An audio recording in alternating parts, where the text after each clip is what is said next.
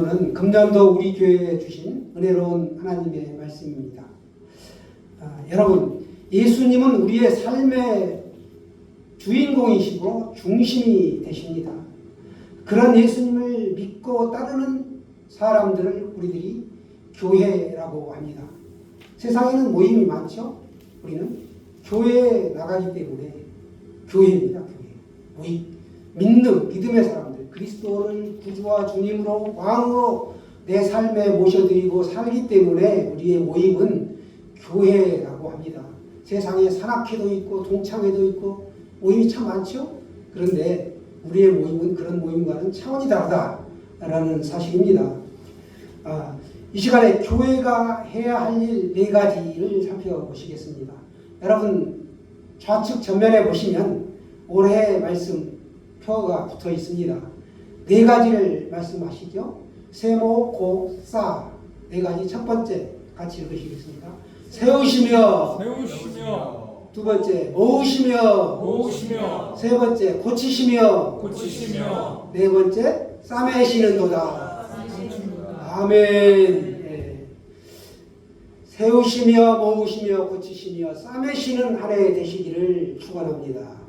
첫 번째 교회가 해야 하는 일, 첫 번째는 교회는 세우는 것이다 라는 것입니다. 교회는 사람을 세우는 것입니다. 우리는 얼마나 많이 다른 사람들을 세워주고 있습니까? 예수님은 세상에 오셔서 많은 부족한 부분들을 채워주시고 사람들을 불러주셨습니다. 심지어 배반한 제자 베드로까지도 다시 힘을 내게 하시고 세워주셨습니다.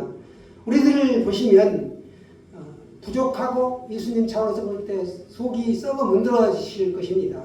그럼에도 불구하고 그 사람이 지금은 아닌 것 같아도 끝내는 다시 하나님 앞에 우리가 세움을 받을 수 있는 그런 기회가 있고 그렇게 우리를 인도해 가시는 분이 계시는데 그분이 바로 예수 그리스도이시다라는 겁니다.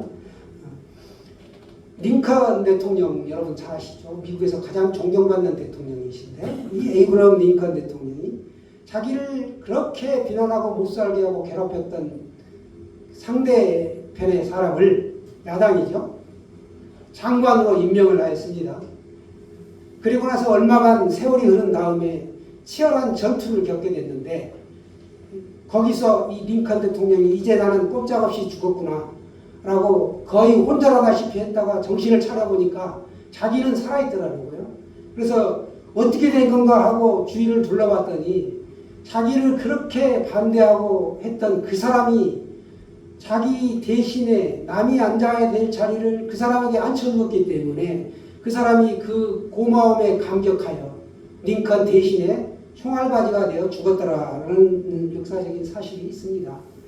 여러분 우리가 예수님 앞에 헌신하고 충성하는 것은 우리가 빚을 졌다는 거예요.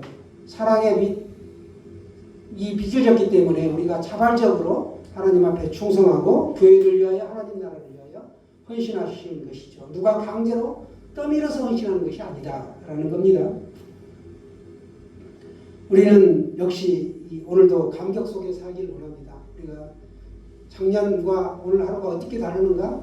어제가 그날 같고 오늘이 그날 같고 이렇게 사는 게 아니죠. 때와 기한을 하나님이 주셨고 그 기한에 따라서 새롭게 또 마음을 각오를 다지고 출발할 수 있는 기회를 주셨다라는 겁니다. 교회에 주신 일 첫 번째, 우리는 세우는 사람들이다. 우리 교회에도 세우는 역사가 있기를 원합니다. 두 번째, 하나님이 우리에게 원하시는 일, 교회가 마땅히 해야 할 일은 무엇인가? 모으는 것이어야 한다. 흩어진 영혼들을 모으는 것이 되어야 한다라는 거예요. 상처받은 영혼이 있고 실족한 영혼들이 있고 큰 교회에 적응하지 못하는 영혼들을 우리가 품고 기도하고 있습니다. 그런데 교회 뒷문이 열려 있으니까 왔다가 한 달, 두 달, 세 달 되면 또 이인에 떠나는 사람이 대부분이죠. 물론 시스템이 갖춰 있지 않는 게 한계입니다. 큰 교회는 프로그램도 좋고 사람도 많기 때문에 누가 한 사람 왔다 가는지 몰라요. 조용히 그냥 은둔형으로 얼마든지 신앙생활을 할 수가 있습니다. 그런데 이 조그만 교회에 나오면 훤히 드러나기 때문에 부담이 가는 거예요. 내가 뭔가 헌금도 많이 해야 될 것 같고 뭔가 또 막 해야 될 것 같고 드러나기 때문에 부담이 있더라고요. 그러나 이 조그마한 교회에 와가지고 섬기시면 하늘의 상급이 클 줄로 믿습니다. 교회는 모으는 곳이어야 된다. 그래서 예수님도 그렇게 하셨죠. 3,000명, 5,000명을 모으셨다는 거예요. 그리고 500여 제자들을 또 불러 모으셨고 70여 명의 선발대를 또 복음 전도하는데 보내시기도 하셨고 최종적으로 12명의 그 그룹들을 만드셨죠. 그렇습니다. 우리는 이렇게 복음을 다른 사람들에게 전하고 그 사람들이 하나님의 말씀을 접하여 또 다른 제자가 이렇게 탄생되는 그런 것이 가지고 이 선순환이 계속 일어나야 된다라는 것이죠. 교회는 영혼을 모으는 곳입니다. 먹고 마시고 즐기기 위한 세상의 모임이 아니라는 것이죠. 우리 교회에 금년 한 해 동안 모으는 역사, 모이는 역사가 있기를 원합니다. 초대교회에 보면 날마다 모이기를 힘썼다라는 거예요. 주일날만 모이는 게 아니고 오늘도 모이고 내일도 모이고 계속 모였다는 거예요. 그러면서 떡을 떼며 서로 같이 유무상통했다. 많이 가진 자는 교회의 가난한 자들을 위하여 자신의 전 재산을 내놓고 같이 나누었다라는 거예요. 네건 내 것이 없이. 오늘날 물론 내 재산 전부를 내놓고 그렇게 하기는 쉽지 않겠죠. 그만큼 그 마음을 같이 했다라는 것입니다. 여러분 교회에 모이기를 힘쓰고 영적인 생활을 즐기셔야 합니다.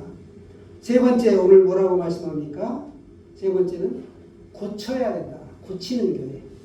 우리가 내 자신에게는 사람의 그 외적인 병을 고칠 수 있는 능력이 없습니다. 여기 구약에서 말하는 건 라파, 여호와 라파 하나님을 말씀하고 있습니다. 라파 치료의 하나님, 병을 고치는 걸 말씀하시죠. 예수님 신약 시대에 와서는 테라피오라고 하는데 질병, 즉 의학적인 병을 치료하는 걸 오늘 고치신다라고 말씀하고 계십니다. 그러니까 우울증이라든지 각종 히스테리적인 것, 또 버럭 화를 내는 이런 것들을 고쳐주신다라는 거예요. 마음의 평강을 주시고 말씀으로 치유받게 하신다라는 겁니다. 나에게는 그런 능력이 전혀 없죠. 그렇기 때문에 말씀을 내가 받아들이고 그 말씀을 받아들이는 그 삶이 이루어질 때 내가 기도하면 하나님의 역사가 나타나는 것입니다. 누구든지 우리가 이 교회에 와서 동료들, 교우들을 위하여 기도하고 말씀 가운데 매이고 예배하고 이런 생활을 하면 하나님께서 고치는 그 은사를 주신다는 거예요. 특별히 방언을 사모하시길 바랍니다. 방언을 통하여 여러 가지, 24가지의 은사가 나타납니다. 혹자는 104가지의 은사가 있다라고도 합니다. 세분한 거죠. 우리가 크게 대략 24가지 정도의 은사가 있는데 각양의 은사가 여러분에게 이미 주어져 있는데 그걸 내가 방언을 함으로써 점점 내 영이 자라고 튼튼해지고 세워진다는 거예요. 그렇기 때문에 올 한 해 동안 기도를 통하여 교회에 모이기를 힘쓰시고 자기의 영혼을 굳세게 세우시길 바랍니다. 네 번째는 뭐라고 말씀합니까? 싸매시는 도다. 싸맨다. 상처난 영혼들을 싸매 주신다. 오늘날은 상처투성이의 사람들이 굉장히 많습니다. 어려운 사람들이 갈 곳을 잃고 있고 요즘 세상에도 밥을 굶는 사람들이 있어요. 차마 옆집에 얘기를 못해서 그렇지 그가 간간히 들려오는 소식들을 보면 며칠 굶다 못해가지고 굶어 죽는 사람도 있고 돈이 없어가지고 또 쌀은 있는데 돈이 없고 빚이 많아가지고 이러지도 저러지도 못하고 끝내 생을 마감하는 사람도 있다는 거예요. 또 관계에 어려움이 있는 사람도 있어요. 이런 사람들을 우리가 싸매어주고 보듬어줘야 된다. 이 역할을 할 수 있는 게 교회라는 겁니다. 그래서 우리가 네 번째는 싸매주어야 한다. 이 싸매줄 수 있는 능력이 어디에 있는가? 복음만이 그게 가능하다라는 거예요. 우리는 생각이 다를 수 있죠. 모든 사람의 생각이 천편일률적으로 같을 수가 없어요. 그렇기 때문에 우리는 그걸 감싸주고 끌어안을 수 있는 건 복음이다. 복음만이 그것을 해결할 수 있다라는 거예요. 얼마 전에도 보면 신림역 사건이나 소연역 사건 같은 것들, 묻지마 칼부림이 있죠. 이런 것들이 어디서 나오느냐? 그 상처 입은 영혼이 극단적으로 어떤 행위를 한 것인데 그들이 그 상처가 치유가 되지 않았기 때문에 그와 같은 행위가 일어나는 것이죠. 이러한 잔인한 결과가 나오지 않도록 그 역할 일정 부분을 감당할 수 있는 게 누군가? 예수 믿는 그리스도인이 일정 부분 그들의 영혼을 싸매주고 보듬어줘야 된다라는 사실입니다. 그러한 운동이 우리 교회에서도 일어나야 할 줄로 믿습니다. 여러분을 무능하게 하고 자꾸 실패하게 하고, 여러분 한번 생각해 보세요. 자기가 권세를 쥐고 있고 아니면 돈이 많고 명문 대학을 나와서 좋은 집안 환경에 잘 살아가고 있고 남부럽지 않게 사는 사람들이 주변에 참 많습니다. 그런데 우리가 그런 사람들하고 비교를 하면 자기 자신이 실족할 수 있죠. 그러나 여러분 절대로 그러실 필요가 없습니다. 우리는 하나님의 걸작품이기 때문에 우리가 단순히 흙으로 빚은 그런 창조물이 아닙니다. 우리는 그런 피조물이 아니라는 거예요. 생육하고 번성하여 땅에 충만하라 라고 우리 예수님은, 하나님은 우리에게 성령님을 통하여 오늘도 말씀하고 계십니다. 다스리는 권세를 주셨다라는 거예요. 그래서 내가 내 영이 충만한 상태에서 내가 긍정적으로 보시고 다스릴 수 있는 권세를 주셨다라는 겁니다. 이런 죄악들을 물리칠 수 있는 능력도 주셨다라는 거죠. 위축되는 생각, 이 마음의 열등감 이런 것들이 떠오를 때 우리가 말씀으로 치유받아야 된다는 겁니다. 기도를 통하여 찬양을 통하여 떨쳐버리셔야 돼요. 그걸 계속 묵상하면 점점 자기 논리의 확신에 빠져들어갑니다. 나는 죽어야 돼. 나는 이럴 수밖에 없어. 이런 생각이 들어간다는 거예요. 그렇기 때문에 여러분 말씀 붙들고 기도하시고 나에게 은사가 이미 주어졌기 때문에 그 은사가 충만하게 밖으로 표출될 수 있도록 기도를 하시면 하나님 분명히 은사를 주십니다.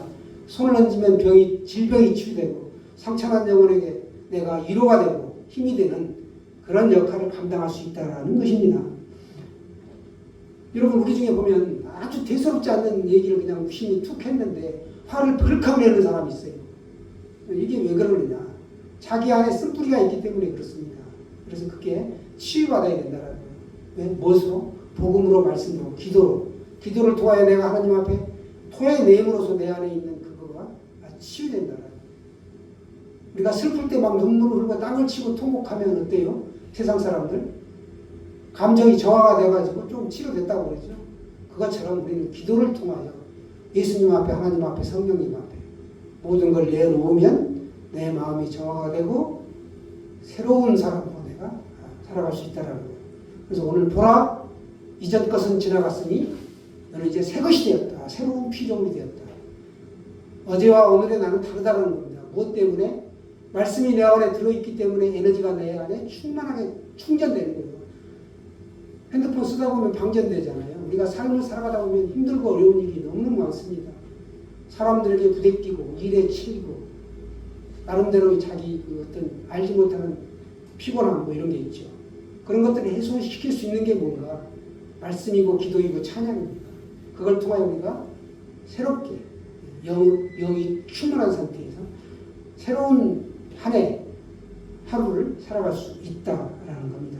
오늘 한 해 우리에게 주신 말씀, 이 교회가 해야 할 일, 우리 각자가 다 한 사람 한 사람이 교회이기 때문에, 성전이기 때문에 이 말씀 붙들고 우리가 승리하시기를 원합니다. 모세를 보시면 우리가 알 수 있습니다. 모세도 상처난 영혼이었습니다. 그는 이스라엘 백성들을 해방시키라는 그 명령을 받습니다. 그때 나는 말씀이 말이 어둔한 자이다. 말의 능력이 없다는 거예요. 그래서 그는 고민하죠. 그때 하나님이 그 말 잘하는 형 아론을 붙여줍니다. 그래서 그 문제가 해결되죠. 말 재주가 능력이 부족한 모세였지만 열등감에 빠져 좌절하지 않았다라는 겁니다. 이후에는 혼자서도 능히 사명을 잘 감당할 수 있게 되었습니다. 그렇습니다. 우리가 이런 부족하고 내 안에 열등감이 있고 부족한 부분이 있다라는 거예요. 그럼에도 불구하고 말씀 안에서 내가 치유받고 에너지가 충전된다는 거예요. 하나님께서 나를 충만한 상태로 영적으로 성령 충만, 말씀 충만, 은혜 충만하게 해주시면 나는 이 세상을 꿋꿋이 헤치며 어떠한 어려움이 와도 좌절하지 않고 이겨나갈 수 있다라는 사실입니다. 결국 무거운 짐과 얽매이기 쉬운 허물이 사람들에게마다 있으나 이런 것들을 다 해소할 수 있다라는 거예요. 내가 하는 것이 아니고 내 안에 계신 성령님이 나를 이끌어 가시고 모든 환경을 성령님이 다 정리해 주신다는 겁니다. 그래서 내가 영적인 삶을 충만하게 살 수 있습니다. 자기 스스로는 절대로 해결할 수 없습니다. 그러나 내가 하나님을 붙잡고 예수님께 의지할 때 그때 해결이 된다라는 사실이죠. 여러분, 한 해 절대로 낙심하지 말고 또 포기하지 마시고 믿음 안에서 승리하시길 바랍니다. 우리 정말 어려운 역경을 극복한 사람이 있는데요. 비교적으로 극복한 사람들이 많은데 아주 유명한 두 분 제가 이 시간에 소개하겠습니다. 할렐루야 하고 나오는 그 찬양을 들으셨을 거예요. 핸델의 메시아인데요. 핸델 이 메시아가 불리면 국왕이 그때 자리에서 벌떡 일어섰습니다. 그게 전통이 돼서 그 찬양, 그 곡이 나오면 모든 사람들이 기립해서 이렇게 할렐루야를 듣죠. 그런데 핸델은 어땠는가? 병을 고치기 위해 자신의 전 재산을 탕진했습니다. 그러고도 모자라서 남의 돈을 빌려 쓰게 되는데요. 돈을 갚지를 못해요. 그래서 결국에는 그가 이제 비참한 상태로 감옥에 갇히고 몸은 반신불수의 상태가 되었습니다. 굉장히 불행했고 고통스러웠죠. 그런데 그 사람이 거기서 생을 마감하지 않았다라는 거예요. 하나님을 찾았고 믿음으로 일어나서 작곡을 했는데 그 곡이 바로 그 메시아 할렐루야였다는 거죠. 불후의 명곡이 탄생된 것입니다. 또 한 사람은 소설가 오헬리입니다. 원래 은행원이었는데요. 은행원으로 근무할 때 이제 재물에 눈이 조금 쏠려가지고 부정대출을 해주게 됩니다. 서류를 조작한 거죠. 그래서 그가 감사를 받게 되었고 나중에 감옥에 갇히게 되었습니다. 사기꾼이고 범죄자가 된 것이죠. 감옥에서 이제 무리함을 달래면서 그가 고독을 견디는 그 방편으로 글을 썼는데 그것이 바로 유명한 마지막 입세입니다. 알고 계셨죠? 핸델도 헨리도 하나님의 사랑을 느끼며 감사했던 사람이었다라는 겁니다. 예수님을 바라보는 믿음을 가지고 하나님께 기도했던 사람들이었기 때문에 그 역경을 통과할 수 있었다라는 겁니다.